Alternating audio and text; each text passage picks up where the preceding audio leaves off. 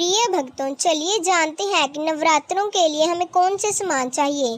सबसे पहले तो हमें माता जी की एक सुंदर सी मूर्ति चाहिए और सबसे पहले मूर्ति की ही स्थापना होती है। उसके बाद हमें एक सुंदर सी थाली चाहिए। थाली किसी भी चीज़ की हो सकती है, आर्टिफिशियल थाली हो या पीतल की थाली। उसके बाद हमें दीपक चाहिए। नवरात्रों में दिया जलाना बहुत ही शुभ माना जाता है, इसलिए हमें दीपक जरूरी चाहिए। दीपक भी किसी भी चीज़ का हो सकता है।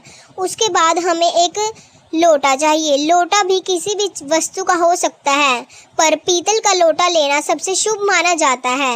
और अगर थाली भी पीतल की हो तो सोने पे सुहागा होता है।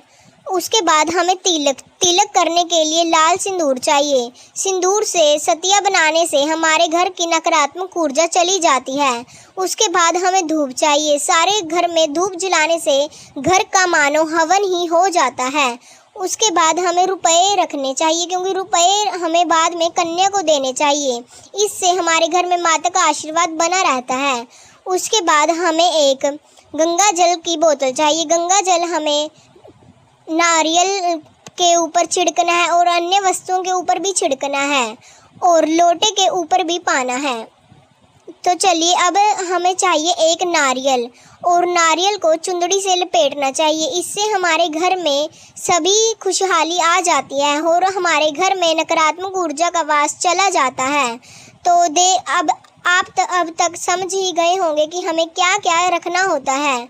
तो अब एक बार आप देख लीजिए कि अभी तक हमने क्या क्या सामान रखा है।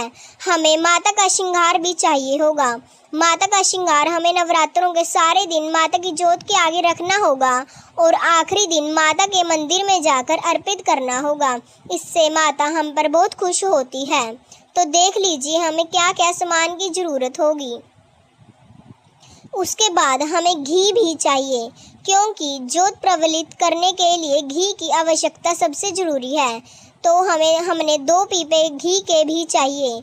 आप देसी घी भी ले सकते हैं और कोई अन्य घी भी, पर देसी घी का दिया जलाने से माता सबसे ज़्यादा प्रसन्न होती है। तो देख लीजिए हमें अब तक क्या क्या सामान रख दिया है। उसके बाद हमें कोई भी फ्रूट या ड्राई फ्रूट माता के आगे प्रसाद के रूप में रखने हैं। इससे माता का भोग होता है और हम सब उस भोग को बाद में खा सकते हैं। और हमारे पास अगर कोई फ्रूट हो, कोई भी सीजनल फ्रूट हो, हमें वो भी रखना चाहिए। इससे हम पर माता की खुशहाली बनी रहती है। तो देख लीजिए हमने फ्रूट भी रख दिया है।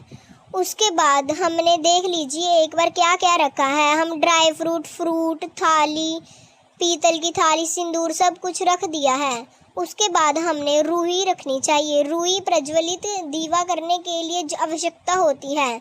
उसके बाद हमें आम के पेड़े के पत्ते चाहिए। यह पत्ते हम 5 या फिर 7 या 11 कितने भी ले सकते हैं। तो आप एक बार देख लीजिए कि हमने कौन से सामान लिए हैं। और ये सब सामानों की नवरात्रों में बहुत आवश्यकता होती है। तो आप भी नवरात्रों से पहले इन सभी सामानों को मंगवा कर रख लीजिए और कल सुबह नवरात्रों पर इन सभी सामानों को रखिए और माता जी की कृपा पाइए। आशा करते हैं कि आपको इस वीडियो से सारी जानकारी मिल गई होगी कि इस साल के नवरात्रे पर हमने कौन से सामान रखने हैं। प्लीज़ हमारे चैनल को सब्सक्राइब करें।